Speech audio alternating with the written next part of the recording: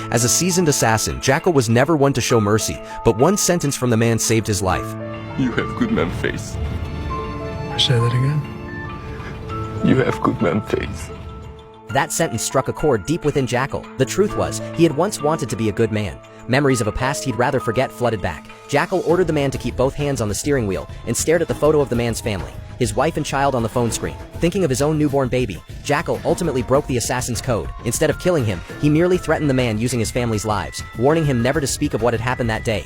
Can I trust you? Yes. Can I trust you? Yes. By the time the man snapped out of his panic, Jackal had already disappeared. He trusted the man wouldn't risk his family's safety.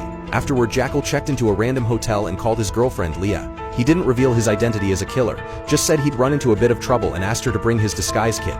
Leah didn't suspect anything. She thought Jackal was just an ordinary corporate spy and only hoped he could finish the job safely and come home. That same night, Leah arrived in Hungary with the tools. They agreed to meet at a small inn.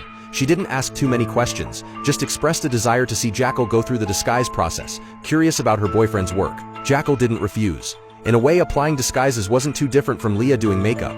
The only real difference was that Jackal always made himself look uglier, so as to draw less attention. A few hours later, Jackal had transformed into an elderly man in a wheelchair. An attendant pushed him toward the terminal. He passed right by Agent Bianca without arousing suspicion and easily slipped through police checks. After all, who would suspect a frail old man in a cast? But Bianca's team had already learned the location of Jackal's next mission. She rushed to catch a connecting flight, and her seat just happened to be right in front of Jackal's. Upon arrival, the two ended up taking taxis one after another, and even checked into the same hotel. Jackal briefly considered striking first, but that would likely alert his target. After weighing the risks, he decided not to make unnecessary trouble. Yet just as he finished removing his disguise, a sudden knock came at the door.